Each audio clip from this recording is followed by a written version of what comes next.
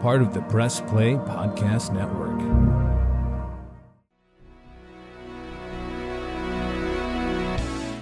Iguodala to Curry, back to Iguodala, up for the layup. Oh, blocked by James. It's over. It's over. Cleveland is a city of champions once again. The Cavaliers are NBA champions. What's good, Breakers? That sound means it's time for Cavs on the Break NBA podcast, part of the Press Play Podcast Network. I'm your host, Chase Smith. Sam Amico and JIA are sitting this one out tonight with me. He anchors sports over at our good friends at Fox 8. He's the host of Sabol Brothers on the Baseline right here on the Press Play Podcast Network. John Sabol. John, what's up, my man? Chase, what's happening, buddy? Not a whole lot. Welcome back. You were out of town. You were sailing the high seas, getting some time away. You look great. It's good to see you. Feeling good. I can't wait to talk basketball with you, man. Yeah, it's amazing leaving Northeast Ohio in the middle of winter and going on a Caribbean cruise. What it'll do for you, re-energize the old batteries. And it's funny. I was texting you guys sitting at a bar on a boat while tracking trade deadline, texting you, Jeremy, and Sam, and getting all the Cavs what ifs. And of course, like we kind of all predicted nothing would happen, which, by the way, did you know the Cavs were one of just two teams that did not make a deal before the deadline in the NBA? That's wild. That's wild. It's insane. I wanted Josh Richardson really, really badly. You were on the Josh Richardson train. That's for sure. Dude, I was. But we held the line, John. We did not make a move, as you said, opting instead to jump on Danny Green in the buyout market. Coach Bickerstaff said all the moves he explored would have been lateral moves. And we talked about this on our pod. He would not make a move just to make a move to jeopardize what they have going on in the locker room. And he it's like he listens to the show because he said, I want to see what this team is like fully healthy. And John, I think those words came out of my mouth. I don't want to, I'm not one to brag. Everyone listens knows I'm not one to brag about what I've done, what I've played, what I've said, but I'm pretty sure those words came out of my mouth. How you feeling about the Cavs staying put at the deadline, man? Yeah, those words did definitely come out of your mouth. And JB clearly was listening to the podcast. Friend of the pod. Let's get him on. Yeah, I mean, like, listen, we kind of touched on all the options in our mega pod before the deadline. What were the Cavs options? And we all tried to mix and match who fit where, why it would be a good idea, why it wouldn't be. In all the grand scheme of things, we all kind of consensus between us four. It just probably they're going to stand pat. There's just not a move out there that's going to move the needle for them. And they really didn't have the assets to do that. And so you got to go back to Cavs Media Day when we were there, when Kobe Altman said he's not putting a ceiling on this team. And it's not necessarily playoffs or bust. They would like that, but they're still feeling themselves out with Donovan Mitchell and this young group. They're growing together. That alleviated so much pressure off this team, and they're still going to have bumps in the roads and growing pains, which they have had and continue to go through, although right now they've won 7 straight after beating the Spurs tonight. But, having that mentality puts this Cavs team into a not a pressure position to make a move just to make a move. And I think it was really smart. GM Mike Gansey said something really interesting in the pregame broadcast on Bally Sports Chase. He said that I'm paraphrasing, of course, but he said something along the lines of having Ricky Rubio back healthy and contributing off the bench made them really not want to make a move. I don't think we really talked so much about his impacting them potentially making trades or not. You could play the hypothetical game. Had Rubio had setbacks or had him not come back effective, and now we're seeing him grow and grow and grow and get kind of back in the swing of things, then you might have seen the Cavs make a move. But the fact that he has progressed well and continued to contribute off the bench and give a boost to the front court, I mean, yeah, well, not only speaks volumes. Not only Rubio, but Dean Wade, right? I mean, another player who the Cavs have gotten back over the last 2 or 3 weeks that plays minutes, that provides kind of what the Cavs needed, a little bit of 3-and-D. Now it's not like stop the presses. Dean Wade's back on the team, but he's serviceable. And all of a sudden he's filling in those minutes that Kevin Love was, doing his best to play. I'm fine with the move. Now, what I think is interesting though, Mr. Sabol, is the Cavs running again with Danny Green, right? Which, yeah, would you rather have Danny Green or Josh Richardson? No, and I guess Danny Green plus your second round picks, or like, I don't know. I just like, why not? If you're going to go for a player that's almost the exact same size and can do almost everything that why? I guess like, because Danny Green, is going to be a good locker room guy, and he's like, I don't know, maybe that mattered, but I'm looking at that move and I was like, okay, I get it, but why, if you're doing that, why not go for my guy, Josh Richardson? I think the big thing, and if Sam were here, he would say the same thing.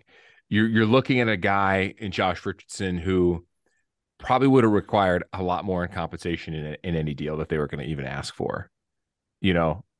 If that was available, they were probably asking a lot more than what probably the Cavs would have wanted to give away. Or the other thing is too, Danny Green's coming cheap. I mean, he's 2-year deal. They haven't announced the deal yet. They're still going through the works, but it's a 1-year deal worth $2 million. So you're giving him more of a veteran presence too. That's the other thing. A veteran presence with playoff and championship presence. Yeah. In a guy who is a great locker room guy. And I'm not really sure if Josh Richardson is or isn't. I would like to give him the doubt that he is. Sure. But to make a move just to make a move wouldn't make sense, but they're also very meticulous on the moves that they make because they want the chemistry and personality and maturity to fit with those guys. And that is one of the reasons why they continue to talk up Isaac Okoro and my boy continue to rave about him. And he's made some strides in the last few weeks. He's got to give the kid some credit. He has. It was one of the reasons why, they love him so much and they love what they have with Karis LeVert as well. And Sam has mentioned this before. We've heard it about Karis LeVert in terms of them wanting to potentially bring it back next year, albeit probably on a smaller term deal. So, yeah, listen, Chase, we would have loved to see some type of a little, not necessarily a splash, but like a, little drop in the water, make some type of ripple movement. But in reality, the Cavs did not have the pieces to make any move. And really, they're not in a position now to want to make moves just to win. They're already winning. They're going to go in the playoffs. They're going to be a 4 or 5 seed. They'll be fine. That type of move that fans would like, and I think most of the fans totally agree and are happy with this decision. But the move that maybe we would have loved to have seen to make that a big splash, that may be a year or two down the road. But keep in mind, that was also back in the summer, and that splash was Donovan Mitchell. Sure. I think the Cavs had pieces. They had second round picks, which were going off. I mean, that was the price for whatever you wanted, or second round picks, right? And so I think I think honestly it came down to like, how is this player going to fit within our current team? Are they going to understand their role? And I think when you add Danny Green's familiarity with Cleveland, likable guy, and his playoff championship experience, I think it just made sense all around. It's a very low risk, very, I don't want to say high reward because he's maddening as a player. Yeah. Let me ask you this. To go back to your Josh Richardson point, sure. You mentioned what Spurs gave up 4 second-round picks and what, Devontae Graham? Mm-hmm. Okay, so if you look at Devontae Graham's, and I was just thinking about this as you were, not to cut you off, but if you look at what he is doing or what he did this past year with New Orleans, I mean, his numbers continue to drop, and his usage has continued to drop. Who's a better player, Devontae Graham or like an Isaac Okoro? Like, would the Cavs really would like to give up a player like that and 4 second round picks for a guy that's going to be a free agent at the end of the year, and Josh Richardson? I just don't think. I was just looking up his numbers. I was looking up his salary and his contract details. That move, I don't think, would have really made a lot more sense to answer your original question. Yeah. So, how do you like the Danny Green signing? And I do like the Danny Green signing for all those other reasons. I think we don't know how much he's got left in the tank coming off ACL surgery, right? Yeah. But you don't need a lot from him anyways. He's kind of your wing 3-and-D guy, but it's also more of he may get 6, 7, 8 minutes, if that. Yeah. We were texting in the Cavs on the break group chat, and Sam's like, if he plays more than 7 minutes, we're in trouble. Like, Sam. And I replied, more like 6.5. Yeah. I mean, I think you're going to see a lot more more coaching and leadership Danny Green's going to provide than probably production. When you do get in the playoffs, your rotations shrink. Yep. And different style of basketball. Yeah, he may not even see the floor. I mean, but you're still going to have some impact there, which you'll never find in a box score. I'll say this about Danny. I'll say this about Danny Green. He's not afraid to take a shot. He's certainly not, man. He is. He was a chucker in his time with at times in when the Lakers season. Dude, not so much in San Antonio because Greg Popovich had him control a little bit. Not afraid to take a shot. Yeah. So let me tell you a little bit about Danny Green. The Cavs originally drafted Danny Green in the 2009 draft, the 46th pick, accomplished, celebrated national champion at North Carolina. I love that pick when they drafted him. I remember so excited. I'm like, he fell in the second round. Oh, this is great. Yep. Did you know he was not able to break that rotation with LeBron on those teams? No, that Danny Green set the NBA record for most 3-point field goals made in an NBA Finals series with the Spurs in 2013. No, what was the number? 27 was the record then. He no longer has the record now. John Sabol, do you want to guess who has the current record for most 3-point field goals in an NBA Finals series? Steph Curry. Correct. He actually has 3 of the top 4 spots of 3-point field goals made in NBA Finals series. Steph Curry is at 1. Steph Curry's at 2 with 32 and 31 respectively. Danny Green comes in at number 3 at 27 and Steph Curry's at number 4. Do you want to guess who's number 5?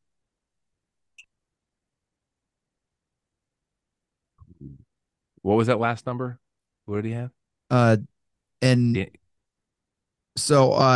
think he had 26. Steph 26 comes at number 4. Would it be Klay Thompson? Yes, it is Klay Thompson. How about that? 2 names off that. What do I win? Dude, you win an all expense. Do I get the Junkyard Dog Award? You will get the Junkyard Dog Award tonight. Yeah. But just to tell you how a little bit of the game has changed since even then, Steph Curry also comes in at 6 and number 7. So 5 of the top 7 most 3 points. So Danny Green is a shooter. I remember when he was making all those for the Spurs. I was like, man, why can't the Cavs ever find a player like that? I was like, we had him. And then he wasn't like that.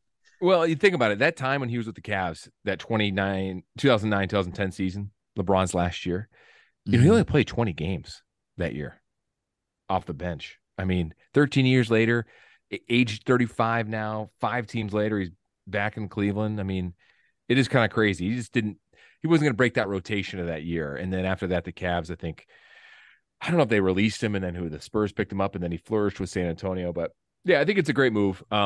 Not announced yet, should be announced soon from what we're hearing.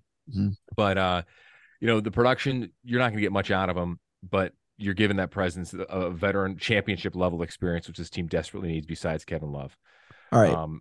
And real quick, back to that trade deadline before I want to throw out some things here that I kind of glossed over real quick by saying at the top of the pod that the Cavs are one of 2 teams not to make a move, which is insane. Chase, think about how crazy this trade deadline was. 24 total teams made 12 different trades involving 50 players on the deadline. It's amazing. That's crazy. Last year had 16 teams made 10 trades involving 35 players. So that includes this year's 24 teams involving 12 trades and 50 players. That includes 8 former current NBA champions traded, including Kyrie Irving and Kevin Durant. And 2 MVPs traded, Durant and Westbrook. Okay. Currently, the Cavs are the 4th seed. The Nets were the 4th seed. Are the Nets going to make the playoffs, John Sabol? I don't think they are. Oh man. Maybe play in. And so, but that's a moot point because what I'm trying to say is the Cavs, have they secured a playoff spot already? Yeah, I think Brooklyn falls. Here's the thing. They are 5.5. No. Yeah, they're definitely going to fall into the playing game. I'm marking that down. Guarantee that. Here's the thing. If they do fall, some team has to jump up and jump in. Who's that going to be? The Heat. Is it New York? Is it Atlanta? I mean, Miami's going to just, if the Cavs lock in the 4, Miami's going to lock in the 5. Who locks in the 6? Yeah. It's going to be either New York or Atlanta, right?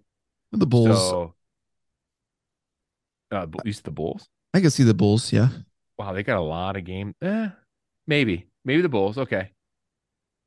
Anyways, let's not talk playing game because the Cavs aren't going to be playing in that. Thankfully, That's a fact. The better question is here. And this is a conversation in a pod in a month from now, but I'm just going to throw it out there for the Cavs. Let's do it. What seed would you like them to be in?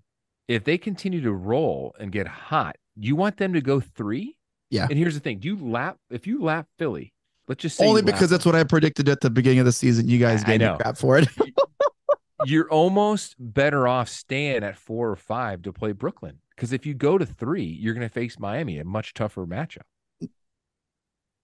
Well, if Miami 4 plays 5, right? 4 plays 5. So the Cavs would play Brooklyn.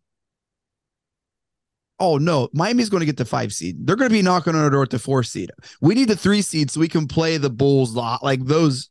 Well, if that were to stay true, if the Cavs get the 3 seed and Miami moves up to 5, Philly falls to 4, then your 6 seed will either be a combination of those New York, Atlanta, Bulls, Washington, Toronto, whatever, Chicago. Hawks. Yeah. There's a lot of perfect. ball left. Great. And that's assuming Brooklyn doesn't fall all the way off the. Let's do that. And then let's play the Bucks with the 1 seed and let's beat Giannis. And then we got the Celtics for the Eastern Conference Finals. Man, wishful thinking. I love what you're thinking wishful there. Thinking? We match up way better against the Bucks and the Celtics. Oh, the Boston's. I think Boston and Philly are a worse matchup for the Cavs than Milwaukee, even with Giannis. Now Middleton's back. That throws a little wrench in everything too. Anyways, that's a pod for a different day because this is post trade deadline right before the All-Star John, break. I hope so much can change.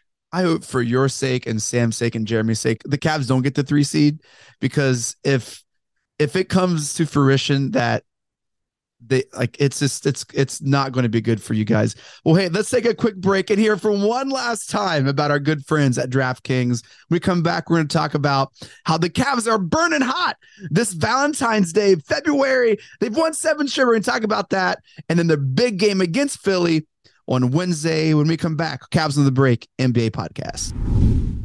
The wait is over. DrafKings Sportsbook, an official sports betting partner of the NFL, is officially live in Ohio. Now you can legally bet on all your favorite sports anytime and anywhere right here in the great state of Ohio with DraftKings. And for a limited time, new customers who sign up with the promo code P3CAVS will receive $200 in bonus bets instantly. DraftKings says the best features including same-game parlays, player props, and more with fast and easy payouts right at your fingertips. Download the DraftKings Sports app now. New customers can use promo code P3CAVS to get $200 in bonus bets instantly when you place a $5 bet on anything. Only at DraftKings Sportsbook. Remember, use the promo code P3CAVS. Gambling problem? Call 1-800-GAMBLER. You must be 21 years or older, physically present in the state of Ohio. Valid one offer per first-time depositors who have not already redeemed $200 in free bets via pre-launch offer. Minimum $5 deposit and wager, $200 issued as bonus bets. Eligibility restrictions apply. See DraftKings.com/OH for terms. What's up, everyone? I'm Holly Wetzel. And I'm Tyrus Powell. And we are your hosts of The Orange is Oranger, a Cleveland Browns podcast on the Press Play Podcast Network. We give you all the dog pound coverage that you'll need to get you through the regular season, hopeful postseason, and I'd say off-season, Tyrus, but is there really ever an off-season for this team? Thankfully for our podcast, Holly, there really never is when it comes to the Cleveland Browns. Don't miss our breakdown of each week's matchup, game recaps, and any and all news out of Berea to feed your Browns appetite. As we know, Holly, dogs gotta eat. Yes, they do. So hit that subscribe button and never miss an episode of The Orange is Oranger, Cleveland Browns podcast on the Press Play Podcast Network. Looking for new insights on the Cleveland sports scene with a unique side of Cleveland sports history? Then you found the perfect podcast. I'm John Sabol. And I'm Scott Sabol, and we're hosts of the Sabol Brothers on the Baseline podcast, a podcast about Cleveland sports, but not your typical podcast about the land's sports teams. Join us as we embark on a journey of sharing a unique and historical side of Cleveland sports history with the help of some former Cleveland sports stars and other historical figures. All right here on the Sabol Brothers on the Baseline podcast, part of the Press Play Podcast Network. The R&R podcast going to be rocking and rolling with you because football season is underway. College, Ohio State, the Power Fives, the MAC, the Browns. Michael Regai, are you ready to rock and roll with some football? Kenny, I've been ready. This is our time of year. This is what R&R is all about. We're going to be with you every week. Kenny just said it. Browns, NFL, Ohio State centric. So you got to stay with us all fall and winter long here on R&R. That's right. The Regai and Rhoda podcast coming to you here on the Press Play Podcast Network. Subscribe now and don't miss a show.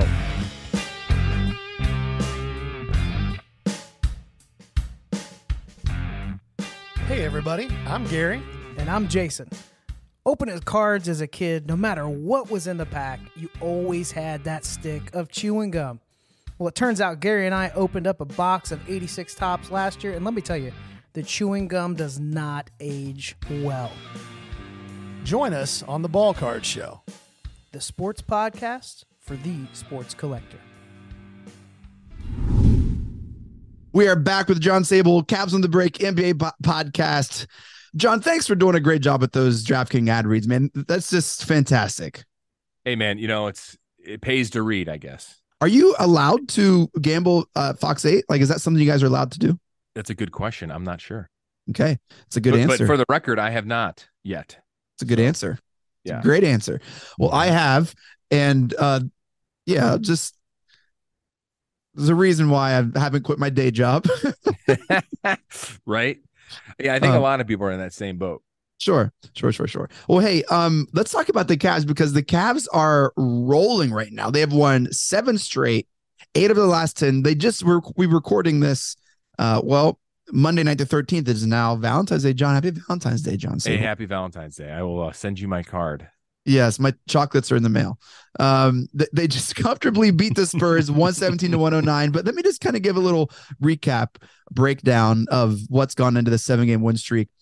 We beat the Wiz 114-91. We thumped the Pistons, and Evan Mobley's kind of had a moment. He had a stretch where he was just like undeniable, playing some of the best ball, both ends of the floor. Thumped the Pistons 113-85. He had an incredible game.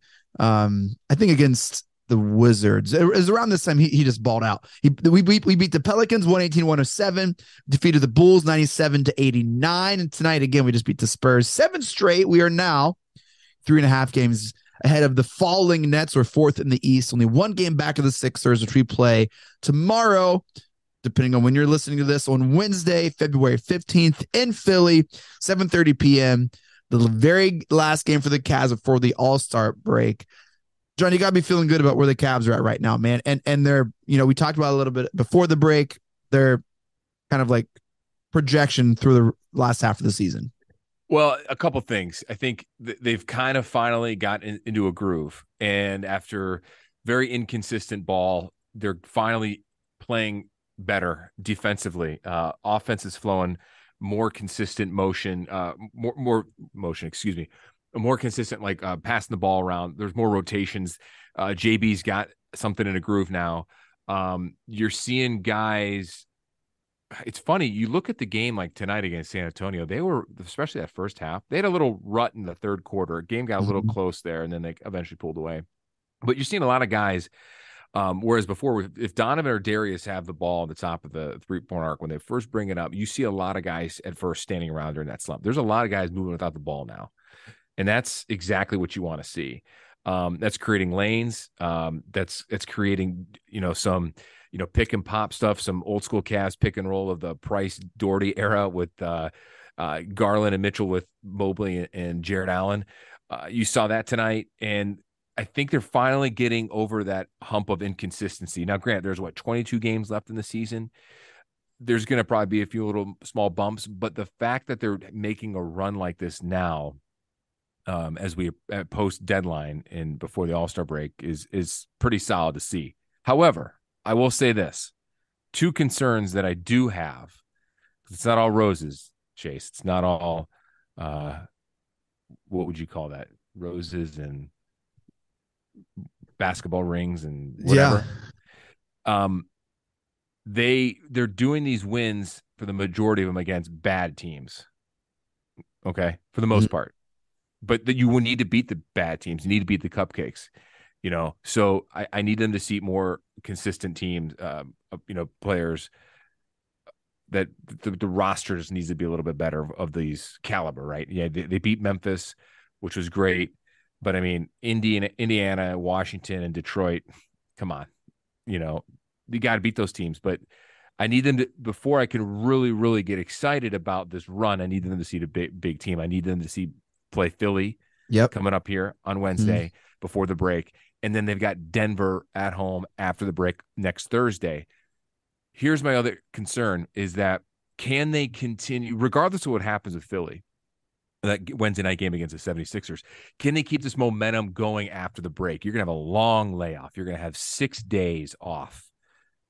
When they bounce back against that Denver game at home, I would like to see how this team is really made, being so young. Was that going to have an all-star hangover? I don't know what Vegas would say about that game, but that would be a very interesting line to see how that would be in terms my bet is Cavs are favored by 2.5 points. Really? See, I don't know if they're going to be favored against Denver, but it just at home, we're really good at home. You are, but you're also facing one of the best teams in the league. Yeah. We'll see. We'll be together. We'll see that night. We're going to be together that night. So I think those are valid concerns. Here's what this win streak has done for me. It's confirmed that we are in a tier above the rest of the league. That you look at the East standings, and we belong in the top 4 teams in the East. There's no doubt about it, especially with the Nets imploding and trading away and just kind of like folding on the season. I mean, there's a clear distinction, and whenever you are in that top tier, you need to beat the Pacers, you need to beat the Pistons, you need to beat the Magic, the Thunder of the world. You have to. Now I sound like Colin Coward, but you have to. And it's nice to know that even if this team that's so young, they kind of already understand that. And so I loved seeing them crush the Pistons. I loved seeing them beat the Wizards. I love, like, that's important for the team. It's for their growth. And like, you don't, like, I think this happened a little bit last year. Some of those, the team was kind of feeling themselves a little bit, and then they started losing to teams like that. And next thing you know, oh crap, now we're in the play-in tournament. That's not happening this year. No, and you need to beat those teams. You're right. And it's good to beat them because you're giving confidence and you can work on some things, and you're going to, you work on a lot of different elements of your game. But when the time comes and you get like, a good heat check time when you're facing those tougher teams that you could face deeper in the playoffs, that's when you really are going to grow even more. Yeah. It's not so much of a sink or swim situation with them because they do have those veterans on this team that can help them through that. You just need to be tested, and they need to get some of those big wins. And I don't really consider those wins against Boston early in the season that big anymore because that was so long ago. The league is just so much different now. Those were great then. And the Cavs I think they were big because they were Mitchell's first couple games, and Garland was out. Sure. Like, I think that was huge for Mitchell being the alpha, which I think the team needed to find out at some point in the season. And like, those games solidified that week 1 of the league, and we didn't have to figure that out. Like, there wasn't a who's taking this, who's taking that. It was, oh, Mitchell's the guy. Oh, Mitchell's the guy. Oh, he's that guy. That's where it's at now. Mitchell's that guy. Right. And that's a fair point. I'm just saying in terms of the totality of having everyone healthy playing together, which we haven't seen yet. The Celtics are a different team. Yeah. By the way, a couple points. I mentioned this in the last pod, and it has been since updated, of the remaining strength of schedule in the league. The Cavs have the 9th easiest remaining schedule in the league. Hey, according to the Tank. You love to see it. You love to see it. And you love to see it. Hold on real quick. Donovan Mitchell. We can't understate what he's doing with this team right now. Well, hey, can I interrupt you and just read this tweet from someone that I don't remember who. I just screenshotted the text. It says, Donovan Mitchell's career season continues. His 41 points gives, and I wish I knew who said this. His 6th 40th point game this season, the 3rd most in Cavs history. He's played in just 49 games. I wish oh wait, that was you. Yes, it was that really good-looking, better of these Sabol brothers guy on Fox 8 that said that. Yes. But think about that. Read that again, Chase, and just really read that out loud again for our listeners and really put this in perspective, okay? His 41 points tonight against the Spurs gives him his 6th 40-point game this season, which is the 3rd most in Cavs history. No one in Cavs history. He's played in 49 games. He's had 6 40-point games in 49 games. And one of those he went for 71. 71. Yeah, I almost said 80. Yeah. 71 points. What's insane about that is keep scrolling down on that tweet and read the rest, because that's even more eye-popping, jaw-dropping. So the record holder for most 40-point games in Cavs history is LeBron. He has 51 40-point games for the Cavs. Kyrie has 11. Mitchell has 6. Now, I have to go back into Seattle. Those Kyrie's are 11 40-point games. I could have to see how many of those happen with LeBron. Okay, that's a different story. But think about this. Donovan Mitchell has 60 40-point games in such a small amount of time. If he stays healthy, just the remaining of this current contract, he will shatter Kyrie Irving's record. Speaking of shattering records, here's another one. Do you see my other tweet today? Yeah. I won't steal your thunder like I did that. No, you go ahead. Read it. Go ahead. No. Go for it. Go you. This is all John Sabol. All right. So Donovan Mitchell's 3-point shooting is absolutely crazy right now. Yes. He's on pace to shatter the Cavs' all-time single-season 3-point record. And I remember when J.R. Smith set this record in 2015, 2016, he has 204. That's the record of the most three-pointers made in a single season. He broke Wesley Person's record of 192. That was set in 97, 98. I remember when Wesley Person set that record, by the way. I don't. Chase is still in diapers. That is not true. Oh, my gosh. Donovan Mitchell has 178 right now. He is currently 5th most at the All-Star break. At the All-Star break with 178. He passed Kyrie Irving tonight in that win against the Spurs, who had 177. Next up for him to break is Mo Williams at 183, set in 2008, 2009. So Donovan could what's that? That was after the lockout. Yes.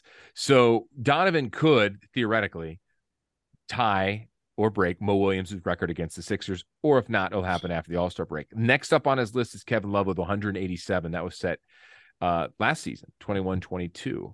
And then, of course, goes Wesley Person and J.R. Smith. So you've got 22 remaining games. Donovan Mitchell, at this point, is going to have over 200 three-pointers and set a new Cavaliers single-season record. Incredible. And his career season continues in his first season in Wine and Gold. You know, if only someone on the pod would have had the foresight to say he is the best shooting guard the Cavs have ever seen.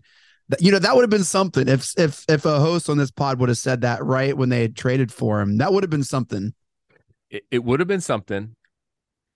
Unfortunately, it wasn't you. What? I'm just kidding. It was you. I do see your face on that one. Gosh, do I usually gloat this much? I don't know. No, man, you don't. But hey, when you're on, and you have all the time and backing to do it. No, man. Here's what I hope happens. I hope that we beat the Sixers on Wednesday. ESPN 8, another big game. The last time we had a big game, that turned the season. We didn't even talk about the Memphis game. That was the game before the Wizards. So, oh my gosh, that was I think the day after our trade deadline megapod, which sounded awful because I used the wrong mic when we recorded. The nut punch that changed our season.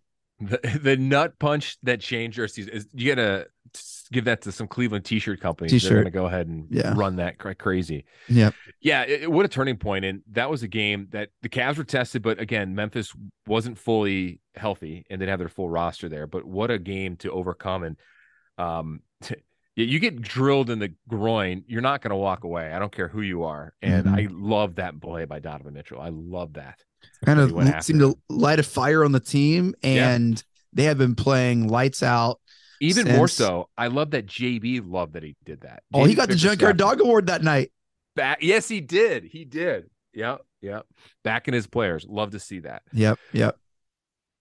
So another ESPN game, get these young guys in front of the world and watch them grow and play a seasoned veteran Sixers team that is going to be in the playoffs as well. So I'm looking forward to it.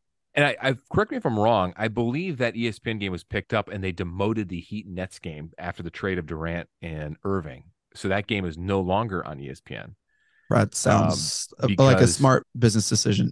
Yeah. So hey, listen, that game is going to be, it's going to be a good exposure for this team. They're going to need it. And we'll see what they can do. And then you got the All-Star break. And then the only thing you pray for the All-Star break is that everyone else stays healthy. And then, Donovan Mitchell and Evan Mobley playing the Rising Stars. So after that, you've got days off, and that's good. That's going to get a lot of guys some rest and relaxation, which is big. And, one thing I want to address too is people are like, well, why wasn't Kevin Love moved? And like we addressed in our mega pod, and Sam alluded to this too, there's really wasn't a market for him. But if there was a guy that who's out of his rotation, maybe could have been moved, but they assured Kevin that wasn't going to happen, apparently. Yeah. But I think we're also not understating too how his thumb is still not 100%. And, hey, they know when they need him. They know he could be that sharpshooter off the bench if he's healthy, and he's not healthy, and they're clearly rolling without him. Really not a big concern, really not a big issue. Now you got Danny Green. So the chance of you seeing Love, I think, healthy in a game is still dwindling, even though they would like to have him come back on that bench role, but you don't need him now. Well, the chance of this podcast continuing is dwindling, John. John, I love talking Cavs with you, man. I really do. Yeah, man. Let's wrap it up. It's always a good time. I'm excited for our pod next week. After our post All-Star break pod that we'll be doing, all four of us will be together. Yes. So we will not be recording after the Sixers game unless it's just a triple overtime thriller. Then we'll probably have to throw something out there. Or if Donovan scores like 81. We're not going to record after the All-Star game. We're going to be in person recording our next podcast up in Cleveland, and it's going to be incredible for Sam's birthday. John, you're incredible, man. You truly are. You truly are incredible. Hey, man, I appreciate that. You're incredible as well. And we got to get Sam a birthday gift. His birthday is the 22nd of February, next Wednesday. Yeah. So all of our listeners, if you have ideas, tweet at us. Well, that does it for this episode of Cavs on the Break NBA podcast. Thank you all so much for downloading and listening. Shouts to the Press Play Podcast Network for making this possible. Make sure to follow us on Twitter at Cavs on the Break. We always follow back at Cavs on the Break. Shouts to one last time DrafKings Sportsbook. Download the app, signing up, promo code P3Cavs to receive $200 in gambling bets. Appreciate you guys gambling with us. Join our P3 betting group on DraftKings. Additional info is online at DraftKings.co. You can follow John on Twitter at John_Sabol. Make sure to download and subscribe to the Sabol Brothers on the Baseline podcast. You guys have some of the best guests on the network, John. I must say, I always love listening to what you guys do over there, man. Any teasers for the next couple weeks? Yes, we are ready to drop one this week with an Olympic gold medalist. And then after that, we're going to go some baseball heavy with a legendary someone tied to Cleveland baseball. I'm not going to give that away. And then we're going to get before that. We have we've got a former Cavs player in connection here that's going to come on. And then we've got an interesting pod that's detailing a topic among Cleveland sports when it comes to the Browns and some history there with the stadium and everything. I'll leave it at that. Interesting. The Cavs baseball pod, not the Cavs, the Guardians baseball pod. Would that be someone that I know? You know of him, but you do not know him personally. Okay, so I haven't talked to this person lately. Never. Because we're going to be dropping some really incredible Guardians news on the network here the next week or so that I can't wait to share with everyone. And I was just curious if it might have been the same person. No, not that person. And I'm excited for that announcement. This person is someone that I 100% guarantee everybody listening to this podcast that is a Cleveland baseball fan knows. Oh my gosh, you didn't get him, did you? You did. I'm jealous. I don't know who you're referring to. All right, well, we'll talk after we sign off here. But yeah, good stuff. John, can't wait to see you, man. Glad you're back. Glad you're healthy, and I'm sure we'll be texting sometime the next couple of days. Maybe tomorrow. Yeah, probably tomorrow. Good chat as always. Appreciate everyone listening. Thanks so much, Chase. Can't wait to see you guys next week, and thank you for listening. Hey, Junkyard Dog Award right here, John Sabol. Congratulations. We're on Mike Breen. Take us out. Congratulations, Cleveland. Your decades-long wait is finally over. The Cavaliers are NBA champions.